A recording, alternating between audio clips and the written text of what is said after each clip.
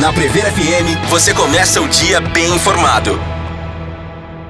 7h04, voltamos com o primeiro jornal na Prever FM, uma entrevista bastante importante. Você que está acompanhando o jornal, fique atento, que pode acontecer com você. É com satisfação que nós estamos recebendo aqui no estúdio o doutor Ricardo Delfim.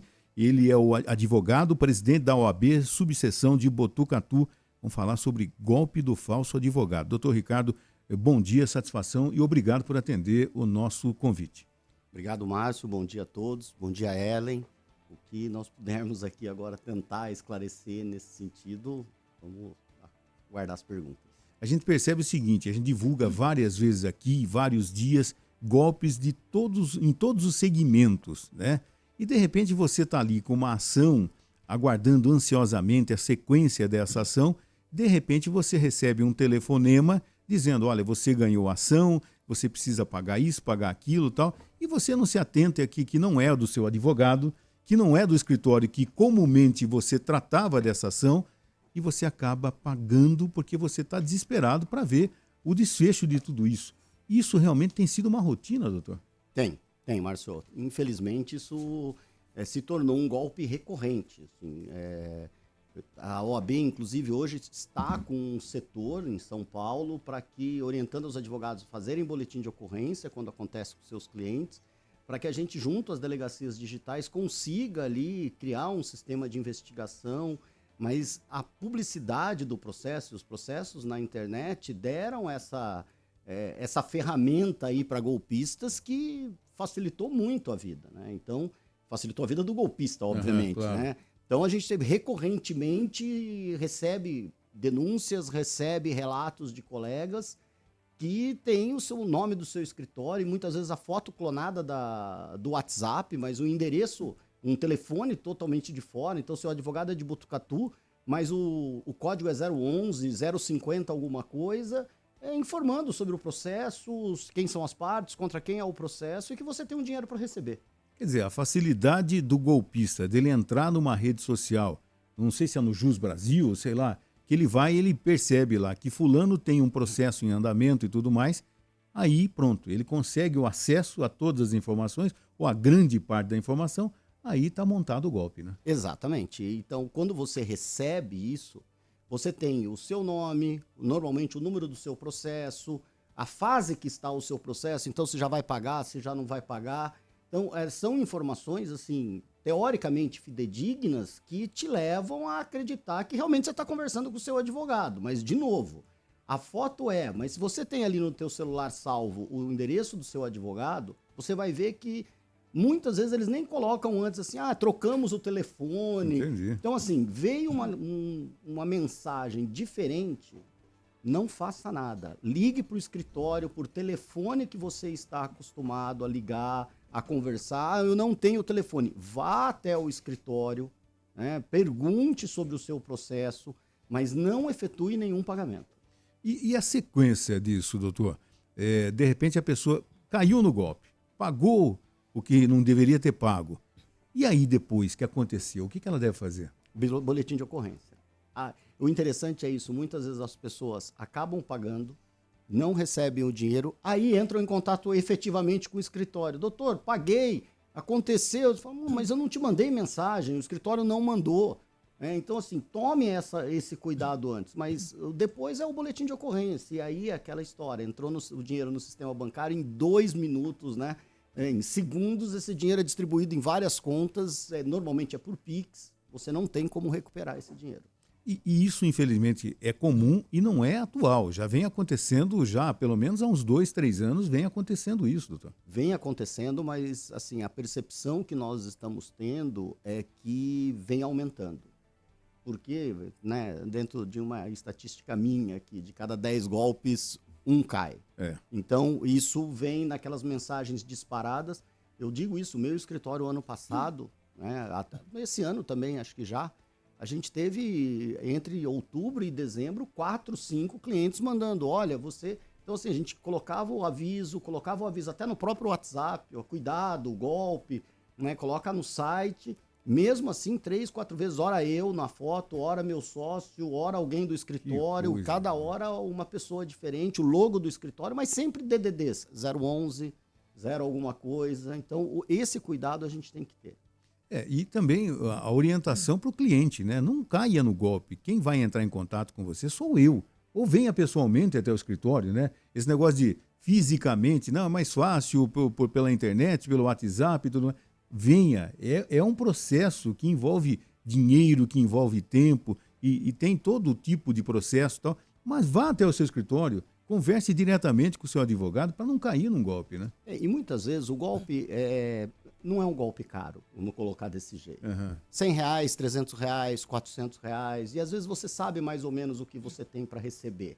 Então você acaba caindo no golpe porque é pouca coisa. Entendi. Mas assim, uma coisa que a gente sempre costuma dizer, e a gente tenta reforçar sempre isso, aqui como a OAB reforçando isso, se você ganhou o processo, você não tem custas a pagar, não existe, eu preciso desse dinheiro para elaborar um alvará, o juiz tem essas custas para recolher. Você ganhou o processo. Você não tem isso para pagar. Você tem que pagar o seu advogado que trabalhou no seu processo, só isso. Mas o golpe é sempre assim, precisa recolher o dinheiro de um alvará, etc. Aí muitas vezes vem um boleto, ou um boleto falso, ou muitas vezes vem um número de uma conta. Você não tem esse dinheiro. O alvará sai gratuitamente pelo fórum, né? Então não tem o que recolher. E a gente está falando aqui no caso do golpe do falso advogado. Mas a gente já divulgou aqui, inclusive, e de uma maneira impressionante, as pessoas que abriram MEIs, né? Abriu num dia, ficou sabendo que a MEI está aberta às 9 horas da manhã. Até o final da tarde, uma pessoa relatou aqui 14 ligações, boletos enviados e o pior, algumas pessoas pagaram o boleto. Dessas pessoas se passando por instituições financeiras para que ele abrisse a conta PJ naquela determinada organização financeira, que não existe, que era um golpe e tudo mais. E com boleto já. Agora, como é que a pessoa, dentro de um MEI que acabou de ser liberado pela Receita Federal, os golpistas têm essa facilidade no acesso? Da mesma forma que nós falamos no início? Na mesma forma que nós falamos no início. Receita Federal seria um tanto quanto mais complicado, porque é uma base de dados fechada. Mas é o que a gente fala sempre. Você pega aí os aposentados. Você se aposenta, a sua aposentadoria sai hoje, 5 minutos depois, você, sem muitas vezes contratar, você já tem um empréstimo consignado na sua aposentadoria. Você nem contratou esse empréstimo. Eles simplesmente incluem ali no seu benefício. E como que você sabe disso? Eles sabem muitas vezes antes do próprio beneficiado, que vai receber o dinheiro. Entendi. Então, eu não sei como, eu vou ser bem sincero, mas que é algo que nós precisamos repensar, é algo que a gente precisa repensar urgente. Mesmo os bancos. Você emite boletos em nome de um banco X, e aí é o cuidado que a gente tem. A hora que você vai pagar, o código aí, o pagamento, aí ele mostra efetivamente para quem você está pagando. Que é uma coisa que a gente não tem o costume, porque você está pagando um boleto que vem com, vamos colocar desse jeito, vem com o nome do prever, vem com o nome, com o CNPJ do prever, só que a hora que você efetua o código de barras, no recibo, aí sai o nome do verdadeiro recebedor. E você não presta atenção nisso. E você não presta atenção nisso. E aí você acaba pagando. É a mesma coisa do advogado. O processo às vezes demora tantos anos e você está com tanta ânsia de receber, que a hora que a pessoa te fala, são R$100, você vai e paga. Você vai e paga. Você nem percebe. Aí passa uma semana, 2, aí que você vai ligar para o seu advogado, aí que você vai ver. E o seu advogado, obviamente, sequer está sabendo disso. Muitas vezes a gente fica sabendo que o golpe está sendo usado por cliente. Recebi do escritório uma ligação, uma mensagem. Aí que você fica sabendo, porque ninguém manda para a gente. Você manda para os clientes.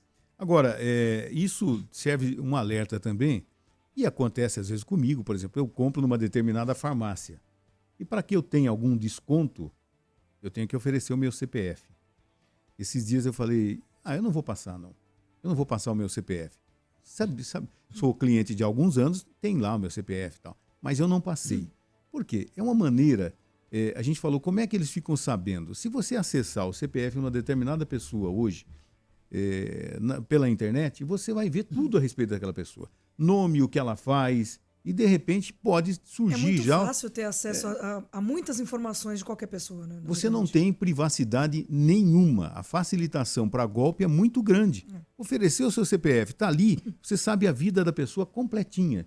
E aí o golpista que tem, ele é um golpista, né? Ele adora dar golpes, né? É como o doutor falou, de 10 ele acerta 1, ele vai continuar dando golpe. Amanhã eu posso acertar em 2.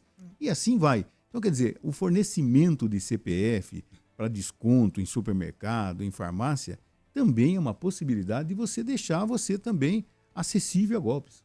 Exatamente. Na verdade, assim, o que a gente tem que pensar, e isso, infelizmente, é uma cultura nossa, né?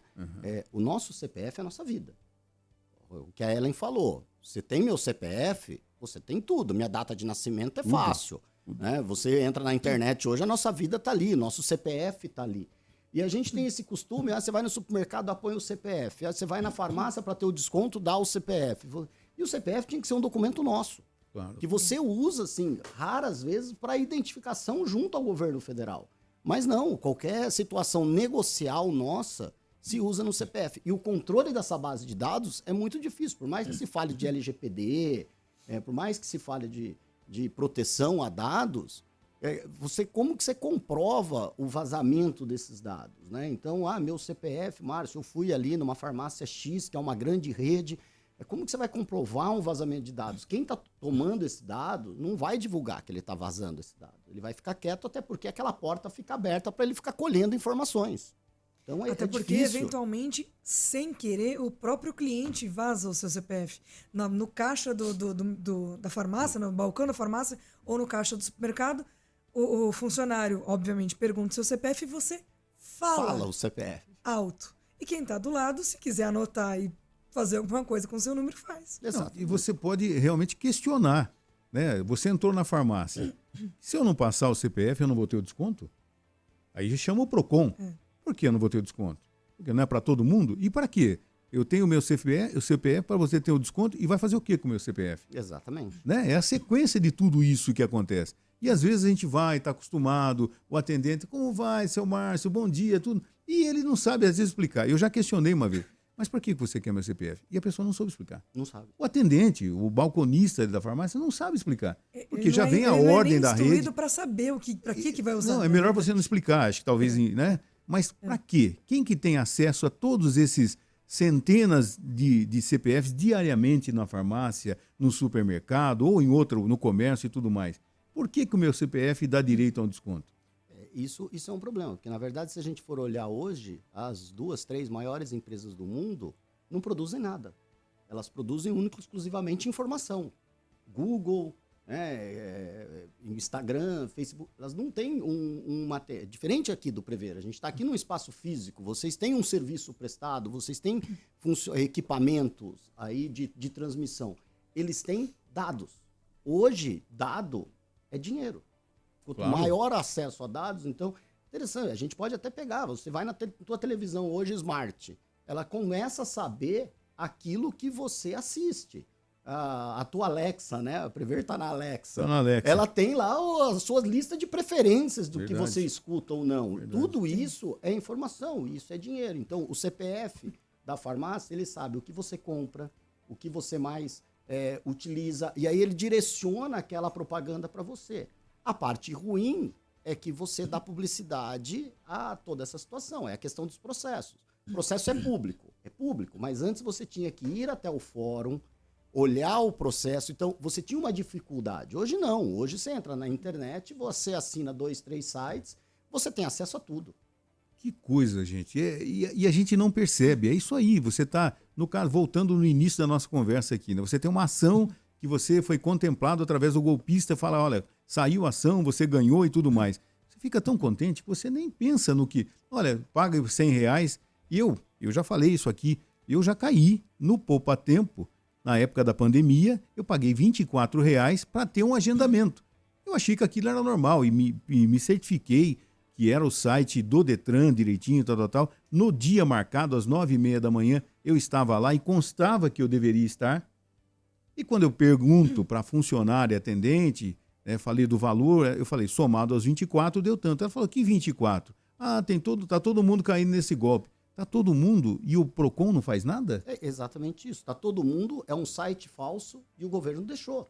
Quer dizer, põe uma publicidade, tenta falar, denuncia na rede. Não, para todo mundo estar caindo, há quanto tempo as pessoas estão caindo nisso? Né? Esses chamados hackers e tudo mais, esses caras que são especialistas no golpe, né, que sabem tudo, se eles usassem toda essa inteligência para o bem, nós estaríamos num paraíso. O mundo seria uma maravilha. Mas é muito fácil você usar tudo isso, todo esse conhecimento para o mal, né? Porque tem as pessoas que não entendem nada, principalmente os idosos, né? E se a gente for falar em golpe, a gente vai falar de caixa eletrônico e tudo mais. Mas o assunto está interessante. Nós vamos fazer um intervalo. Eu ia falar justamente do perfil de vítima. A gente vai falar sobre tudo isso também. E vamos falar também, doutor Ricardo, a respeito do falso juiz que ficou aí 42 anos, enganou todo mundo. Esse merece o Oscar de golpista do século. Melhor ator. Não tenha O dúvida. personagem mais longo da história do Que mundo. coisa louca. 7h20, vamos tomar uma água, já voltamos.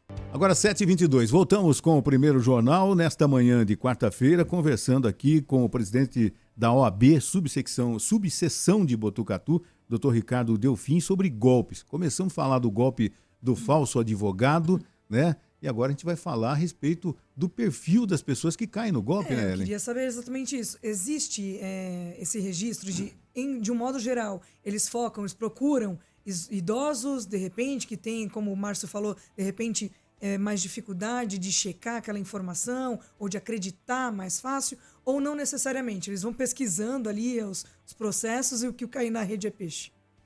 O que cai na rede é peixe. Não necessariamente, assim. O que a gente andou percebendo é que são assim, os golpes são mais focados nesses processos que demoram mais tempo. Os processos que demoram mais tempo são processos contra o Estado.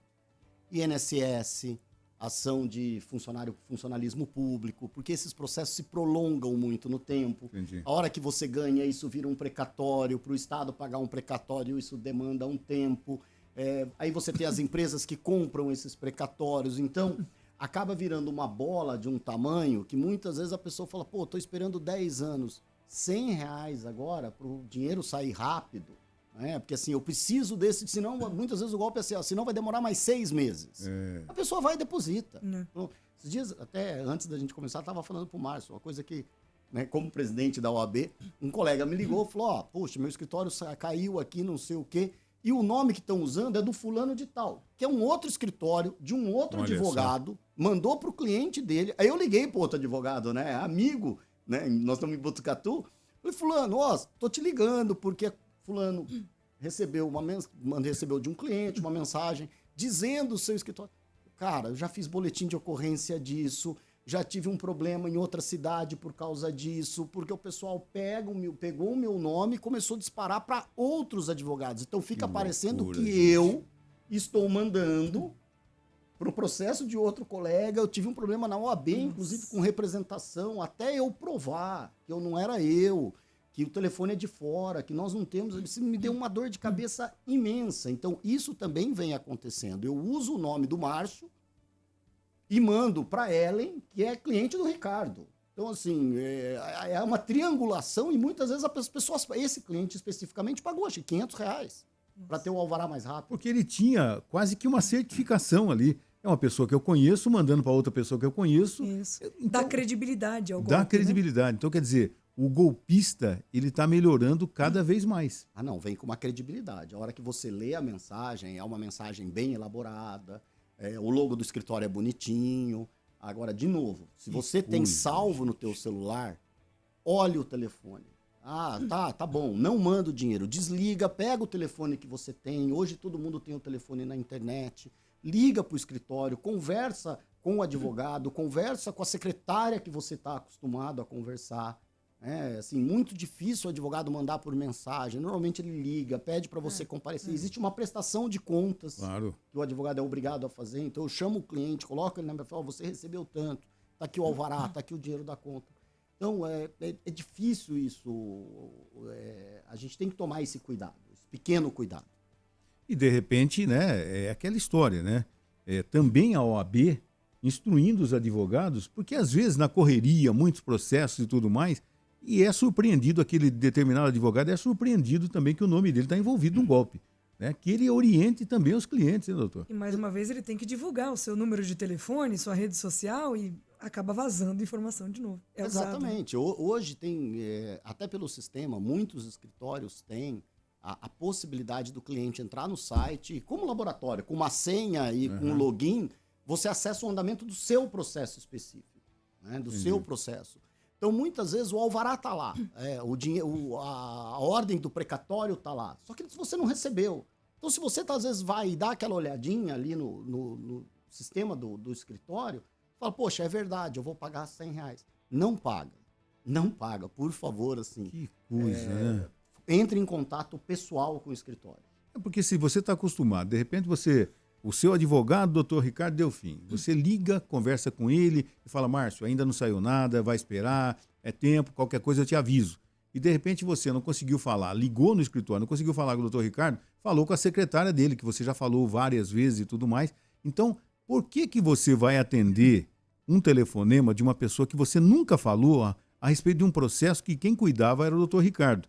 Era o escritório do doutor Ricardo. E você vai passar a informação, vai pagar e vai achar que está tudo bem. De repente um estranho chegou e vai sentar na janelinha e vai ser o salvador do seu processo. Então é muito fácil. De repente ele acelerou tudo, do nada. Então, assim. do nada ele deu um Exatamente. passe de mágica que ele resolveu a sua situação. Não, Ali e falou assim, pronto, é esse aqui. e muitas vezes você nem fala com a pessoa. A conversa é via WhatsApp. É, o WhatsApp. É por é isso mensagem. mesmo. Quer dizer, você conversou durante alguns anos no escritório. Verdade. De repente, na hora de receber, vira tudo mensagem. Então vem o boleto por mensagem, vem o Pix por mensagem. E isso acaba... tem que chamar a nossa atenção em relação a isso. Inclusive, eu tenho conhecidos, né, que quase caíram, só não caíram porque, por algum motivo, o golpista ligou para a pessoa e ela não reconheceu a voz. Falei, pera, mas você tá falando que é o meu advogado? A voz dele não é assim. Não, porque eu tô com... Igual eu tô aqui, eu tô rouco, eu tô ruim. Não é, não tem nada a ver com a voz. Ainda bem. Então o golpista vacilou dessa vez. Vacilou. Né? Vacilou E dessa se vez. continua na mensagem, a pessoa paga. Paga. Se continua na Acredita. mensagem, porque ela é gente. impessoal. Que né? coisa, né? Ô, doutor, a gente tá falando de golpe aí e tal, e tem um golpe até hilário, né? Que saiu no Foi Fantástico. nossa notícia inusitada, inclusive. Notícia inusitada e tudo mais, né? É de um falso juiz, né? Que enganou por muitos anos todo mundo, a justiça brasileira, inclusive, enganou todo mundo e, de repente, usava o nome pomposo de um lord inglês e tudo mais. E, na verdade, o Eduardinho era um golpista. Golpista não, era um falsário, sei lá qual a denominação que pode Ele dar. tem informação, mas ele não tinha autorização. É complicada a história, né? E aí, doutor, como é que fica uma coisa dessa? Então, o que eu li, né? Eu vou falar de ler. Né? Uhum. Saíram algumas reportagens sobre isso, então não conheço, obviamente, esse processo. Tem um processo administrativo que corre em sigilo junto ao Tribunal de Justiça, mas a história é inusitada, assim, porque assim, aos 20 e poucos anos, o José da Silva desapareceu e apareceu o Lord Edward Lancelot, alguma coisa nesse sentido. Canterbury, Nome quilométrico, Porque né? é um nome imenso, né? É. Que passou no Largo de São Francisco, fez USP, passou no concurso da magistratura, se aposentou na magistratura, deu sentenças da magistratura e caiu numa renovação de carta junto ao que você falou, junto ao Poupa Tempo. Foi no Bateu Poupa a digital lá. Santo Poupa Tempo. Acabou acontecendo. Agora, por que ele fez isso? Até agora não saiu o porquê. Porque aos 20 e poucos anos, por que ele mudou de identidade? Não é uma pessoa que a gente possa dizer, né, no mau sentido, não é um golpista, porque passou na USP, passou na magistratura, quer dizer, Ele uma tinha pessoa condições, inteligente, de é uma fato, pessoa né? inteligente, né? Não é uma... Então, o porquê essa mudança, ou se é um alter ego, alguma coisa para me sentir melhor, mas nós tivemos aí durante quase 40 anos um juiz que era juiz, coisa. de fato, de direito, mas não era a pessoa que assinava o documento da assinatura, era um documento falso. A informação é de que, segundo a grande imprensa divulgou, é que um irmão dele foi dado em adoção para uma família britânica. E ele acabou usando o nome do irmão. Essa foi uma das informações que seguiu. Agora, doutor, de repente, ele atuou numa causa que eu perdi. E ele é juiz, mas ele não é a pessoa que que deu o parecer, que chancelou a minha causa e tudo mais. Eu posso fazer alguma coisa? Pai, sabe que eu tava discutindo isso com um colega, que até juiz, eu falei, pô, e aí? Ele falou, não, veja bem, ele está investido na magistratura, ele passou no concurso, ele está investido. Mas eu acho que é uma tese interessante, já que nós somos advogados, né? Não tenho dúvida. Eu acho que para advogado é uma tese interessante, porque você tem ali, mesmo investido, uma falsidade ideológica. Lógico, eu duvido muito que você tenha ali 40 anos de nulidade numa sentença, né? Vamos anular todas as sentenças. Isso seria inviável, obviamente. Mas se fosse algo muito recente ali, uma sentença, seria e se você perde, é uma tese interessante para se discutir. Falou, essa pessoa não existe. Se essa pessoa não existe, a investidura do juiz também não existe. Você criaria uma tese sobre isso para tentar alguma coisa. Mas ele estava investido na função, ele passou no concurso certinho, então existe ali uma falsidade inicial, mas depois o Estado chancelou tudo que ele fez. Dependendo da ação, né, da perda que a pessoa teve, né, se foi uma perda muito grande naquela ação, pode ter certeza que ele vai questionar. Vale, aí vale. É isso não que eu tô falando. Dúvida. A gente cria uma tese sobre isso. É difícil porque assim, o Estado chancelou ele a magistratura, né? O concurso dele, ele foi investido na função. Mas já que você perdeu, a gente luta por isso, né? E as sentenças que ele deu ao longo desses 40 anos devem ser revistas ou não necessariamente? Não. Ele estava investido na função. É que hoje seria muito mais difícil você criar uma figura para um cargo desse. Não estamos falando para criar para um golpista. O golpista é mais tranquilo porque você não tem. Agora, para um cargo da magistratura, a investigação social, a gente estava até falando antes, salvo engano, eu estava lendo num site dizendo que quando ele passou no concurso, até a reportagem fala, descendente da família real inglesa, passa no concurso da magistratura no estado de São Paulo. A investigação era muito mais difícil na década de 80, né? Como é que você vai buscar internet engatinhando, isso? né? Nem existia a internet, né? Eu brinco com meus alunos e falo, eu sou da época do papel carbono da máquina de escrever. Isso mesmo.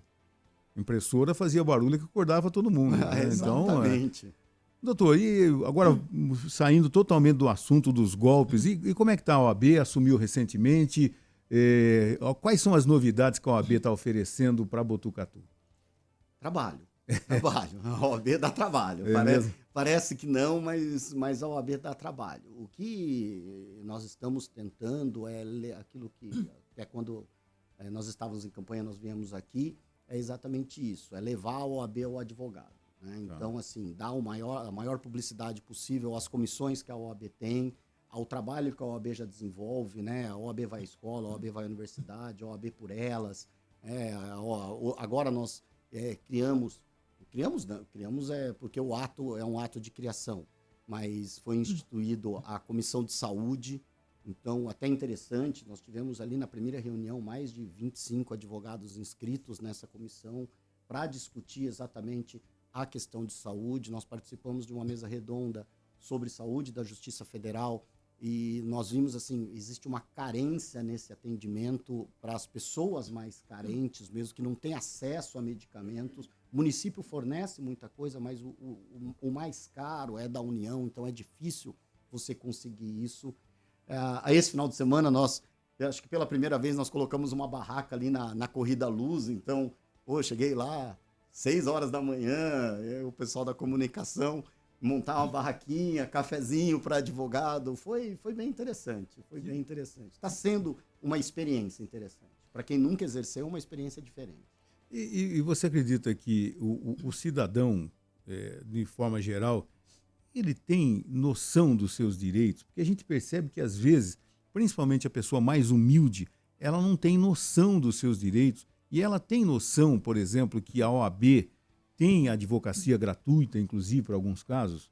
Não tem. E como fazer chegar a essas pessoas que elas têm essa gratuidade? É isso que nós criamos até dentro agora da nossa estrutura, uma comissão de comunicação exatamente para isso, para tentar dar essa publicidade. É muito comum na assistência judiciária, que a OAB aqui faz em nome da Defensoria Pública, porque não existe Defensoria Pública, né, na nossa comarca, a pessoa às vezes chega com aquilo que a gente estava falando antes, um empréstimo consignado do que ela se aposentou. Mas ela vai ver isso depois de 4, 5, 6, 7 meses que ele está pagando. Por quê? Porque é um valor de R$30, R$40. Entendi. E essa pessoa mais carente nem no banco vai tirar o extrato. Então, quando ela percebe, ela já está pagando há quase 1 ano esse empréstimo. Aí ela vai na OAB assim, poxa, mas eu não fiz. Ou se eu fiz, eu não consigo me recordar que eu fiz. E aí é um processo, o processo é longo. Muitas vezes esses bancos são pequenas financeiras que fazem aqueles empréstimos e desaparecem. Você não tem mais o acesso a ela. Então, um dos nossos trabalhos é exatamente divulgar. Isso não é um trabalho da OAB, é um trabalho da Defensoria, mas aqui, de novo, quem faz é a OAB, divulgar esse atendimento às pessoas mais carentes que a OAB tem. Na época da campanha, nós falamos até de uma possível mudança de sede da OAB. Já deu para perceber na prática que não vai acontecer tão cedo, né? Ou vai? Olha, nós estamos numa negociação aí para tentar essa mudança, né? Aquilo que a gente falou na época da campanha. A gente não pode, até por esse atendimento, a gente tem que ter o cuidado de para onde levar a OAB. Existe uma conversa aí com o ente público para a gente tentar uma permuta, mas depende tanto do ente quanto da própria OAB. Né? Mas, efetivamente, nós temos que sair por uma questão assim, a OAB defende tanto direitos, direitos de minorias, acessibilidade, e nós temos um prédio absolutamente inacessível. Entendi. Né? Inacessível. E não estou dizendo só para a pessoa que tem deficiência, não. Ele é inacessível dependendo da sua idade.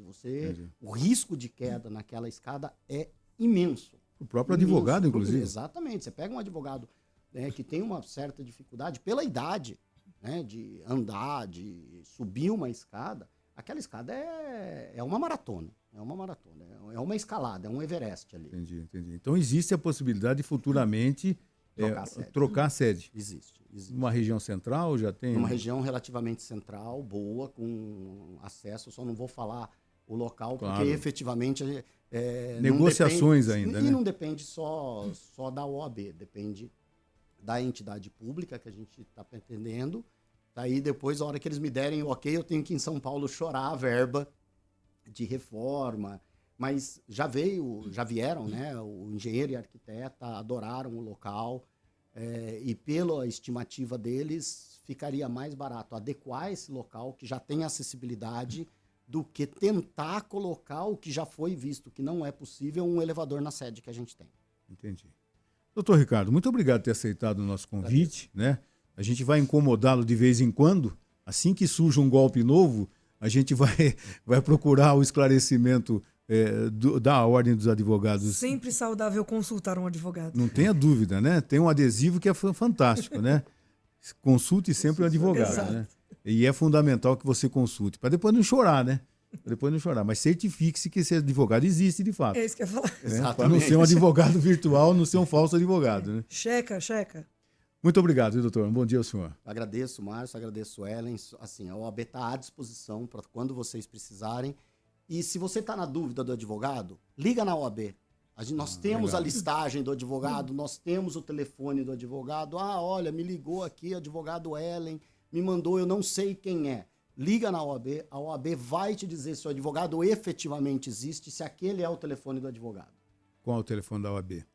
3882, nossa, 5271, salvo muito engano. Eu preciso olhar no celular agora. É uma coisa, a gente usa... 3882-7781. 7781. Esse é um dos, tem um outro que é o que eu ligo. Mas a gente liga sempre pelo celular, você só aperta o botão, vai direto. Né? Então a gente não vê mais nem o número. Mas tá aí, qualquer dúvida, consulte a OAB antes de qualquer coisa. 3882-4271 também. 4271, esse é o que eu ligo. Esse é o que eu ligo. Obrigado, doutor Ricardo. Bom dia. Viu? Bom dia. Você ouviu Primeiro Jornal Previr FM.